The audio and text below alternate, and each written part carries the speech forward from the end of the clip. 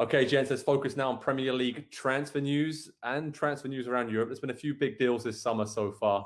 My question to you is, what's been the best deal of the summer so far in a transfer window? Because we've had Jadon Sancho and Rafael Varane coming into Manchester United, Jack Grealish going to Manchester City, Romelu Lukaku to Chelsea is just about done at the time of recording. Obviously, Lionel Messi, small matter of him moving to Paris Saint-Germain. And they had so many other good moves with Donnarumma. Who else?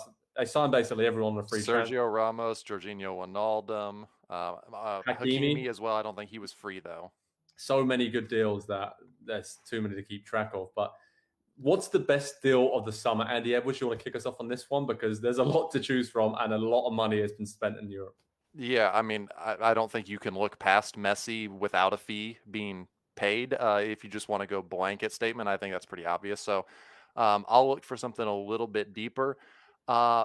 Leicester, keep doing good business again and again and again. I know we've talked about this a few times, when we've done these videos, but they just keep doing business. And it really feels like Patson Daka is going to be the center forward that Kelechi Iheanacho was supposed to be. Not even when he went to Leicester, but when he was coming through at Manchester City, the hype that is behind this kid, and what he has done already at a very high level in Europe to this point of his career, they just keep getting it right. And Boubakary Samare, who they brought over from Ligue 1 as well, I mean, they've sold a couple of players on in the last handful of years. They've had a couple of players kind of age into the latter portions of their career, and they just keep replacing them with players 8-10 years younger, just as good, much higher potential. So I just look at Leicester and say that is a football club that is run with the short term, the medium term, and the long term in mind at all times. And I think they deserve a ton of credit for not only the way that they have been able to build this squad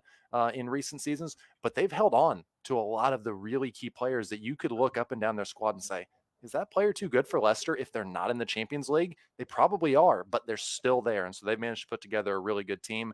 And as I'm talking, I'm kind of regret not putting them higher. I think in my predictions now, I have a little bit of regret. Well, Nick, do you want to help Andy out with that? Anybody else that's made big moves in the Premier League that maybe would push Leicester down a few places? Well, so I'm struggling a little bit with the best deal because of some of the price tags affixed to this, right? I love Konate. I know it was a while ago, but yeah. I don't think any of us think Virgil van Dijk is now going to be a journeyman, right? But to have someone next to him who we know can be a force, I really like that move for them. The Sancho deal, I think maybe we're overlooking that a little because it took so long to happen and because it was in our minds and in our focus for such a long time. He is an electric player. He is a player who has put up numbers. Only really Messi and Mbappe are towering over him. If you really look at the numbers over the last couple of years, he has been very good regardless of whether he had Haaland or someone else. So I really think those were kind of special moves. I want to kind of highlight some little moves. I do love Daka. I do want Nsumare. I think Leicester, let's just Andy and I go with our mutual Leicester Transfer Appreciation Society a little bit longer. But I want to look to two moves. I like Brentford bringing Christopher from Celtic. Mm-hmm. I like the move of a low-cost move of Gibson going to Norwich because he didn't really get a chance at Burnley. He just wasn't the cat's meow, so to speak. And then the one name I'm really looking at, and I know this is going to sound silly to you guys, and Andy, we'll have Palace talk at some point, but Anderson. I think a lot of these teams have learned from what we saw when Fulham came up and had to address their center backs late. Anderson changed who Fulham was fundamentally. And if I know Joe's really high on the kid they got from Chelsea, if both of those guys work, all of a sudden we're looking at a team over there that can't sustain any injuries, by the way. But if they can get through, I think they have 4 London derbies to start this year. If they can get through that, I had them as a surprise team. So I like these little smart $15 to $20 million transfers that we're seeing with center backs. Mm-hmm. Talking about that, Aston Villa, I think we have to applaud them for spending the Jack Grealish money well. Obviously, very disappointing that he went, but they probably didn't think that anybody was going to spend £100 million on him when they put that release clause in his contract. So they were obviously gutted to lose the club captain. You can almost tell that Grealish was a little bit in two minds still, even when he was playing for Manchester City in the first game about what he'd done, but you can't really say that he's made the bad decision there by going to Manchester City for work for Pep Guardiola and all the trophies they're surely going to win in the coming years. But to bring in Danny Ings, Bailey, and Buendia and still have some money in the bank to strengthen their squad for one player, that seems very savvy from Aston Villa, because they spread kind of Grealish's influence over 2 or 3 players. And that should mean that they're very solid and steady in mid-table and could potentially push for a top 6 place if they can stay solid at the back like they did for most of the last season. I actually think, and this is not like a revelation in terms of what I'm going to say here, but Lukaku to Chelsea is the best deal by far. Yeah. Because it's a lot of money, $135 million transfer fee. But when you think about, it looks like they're going to move Tammy Abraham on for maybe 30 to 40. And then you spread that cost over a few seasons. To me, that's the difference between Chelsea being a top 4 hopeful and a Champions League. I know they just won it, but a Champions League team that's going to be in the latter stages to all of a sudden they're in that handful of teams that you pretty much bet on are going to be in the Champions League semi-finals. And that's why Andy and I were so high on them earlier with our predictions that they're going to be right up there in the Premier League title battle. I think one player makes that much difference to Chelsea. And yes, it's a lot of money, but Lukaku, now looking at some of his stats, the last 2 seasons at Inter, 64 goals in 95 appearances. I mean, that's incredible. In a league, and obviously in Serie A, the numbers are 47 goals in 72 games, which is very, very good as well. And in a league that's quite defensive, he has ripped it to shreds in Italy. For Belgium, he's been brilliant. And I just feel like there's unfinished business. He's never actually scored a goal for Chelsea, would you believe or not? Because he was there, went out loan to West Brom and Everton. And I just think this is the perfect deal at the perfect time for Chelsea. The rest of their squad defensively in midfield finally got the goalkeeper situation sorted out. This is what they needed. It's expensive, yes, but in terms of what they're going to get out of it, Lukaku was the best possible buy that they could have. They weren't going to be able to afford or spend money for Harry Kane. I don't think Tottenham would have sold him to Chelsea anyway. And then when it came to Erling Haaland, next summer is the time when he's going to move on anyway. But right here, right now, Chelsea moving for Lukaku, that makes the most sense for me of any transfer this summer. Okay, Andy, want to hear your thoughts on this? Harry Kane, we mentioned him there. What do we knew it was coming. He's still at Tottenham, heading into the first weekend of the season. Looks like he may actually play against Manchester City. What do we think of this? How's it been handled by Tottenham, by Kane, by Manchester City? There's $220 million, we believe, is the price tag on his head. He's got a lengthy contract, so he's probably not going to move, is he, this summer? Yeah, is this his own segment now? Are we just gonna start an entire segment on Kane? No. There's enough material to do it. I'll sum it up shortly by saying this: Harry Kane has a specific value to Tottenham Hotspur Football Club.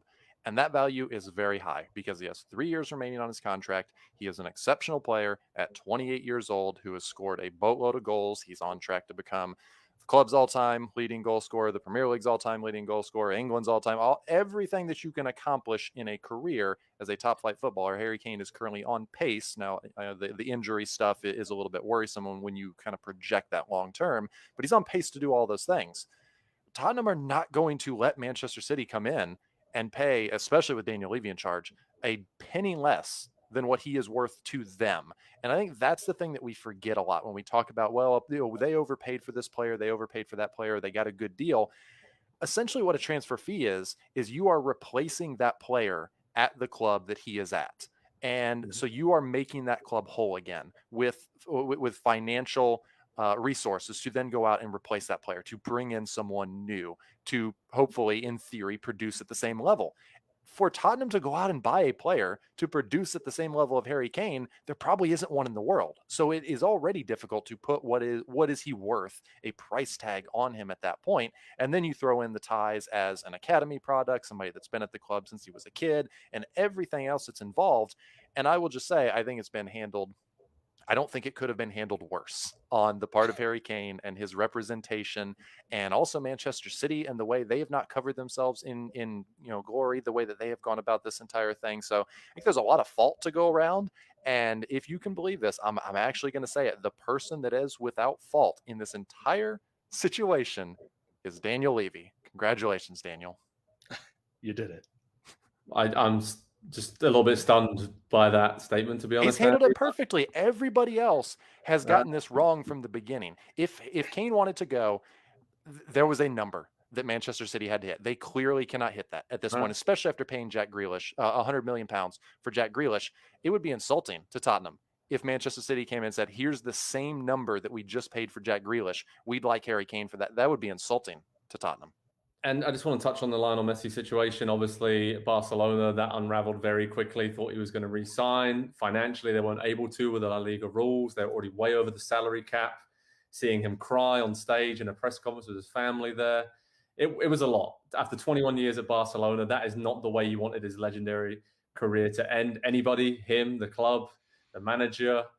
Obviously, he's now gone to Paris Saint-Germain, which for me is a very boring transfer, very predictable. I'd love to have seen him come to the Premier League or maybe gone somewhere else in Europe that made more sense. But on the pitch, he's linking up with Mbappe and Neymar up top. His good friends, obviously Paredes and Di Maria, are obviously at PSG. Pochettino's the manager. It makes sense. He gets paid a lot of money for being there for a couple of years. He's probably going to be French champion. He's probably going to be right there or thereabouts in the Champions League. So it makes sense. But I would love to see him test himself at a Manchester City, at Man United, at Chelsea, somewhere in England. But I think Messi's, it took him by surprise. You can see that was genuine shock in his face that he's no longer a Barcelona player. And it still seems that somehow he may end up back there in a few years' time for maybe a season just to have a proper farewell. But the way that situation unraveled was crazy. And over at Pro Soccer Talk, there was news updates going on all the time from all angles. And that was an end to a very wild summer in terms of transfer market. And we still have a few more weeks to go as well. So I'm looking at Liverpool. I'm looking at Tottenham. If Harry Kane leaves, how are they going to spend that money? And it's for Liverpool, they're looking around. Chelsea, even Arsenal, Manchester United, Tottenham even. These clubs around them are spending money this summer. And Liverpool brought in Konate right at the start, but they haven't done a lot else. And Van Dijk and Gomez come back from an injury, long-term injuries. They're like new signings, but I just feel that Liverpool are a bit light in central midfield, especially after losing Wijnaldum.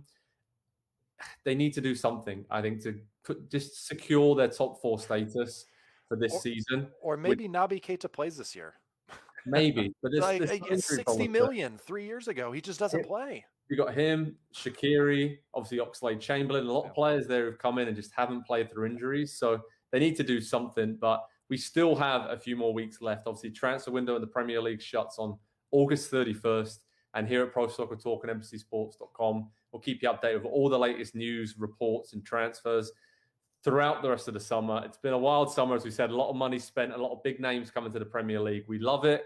It's nearly done to the transfer window, and then we can make even crazier predictions once the 1st of September rolls around.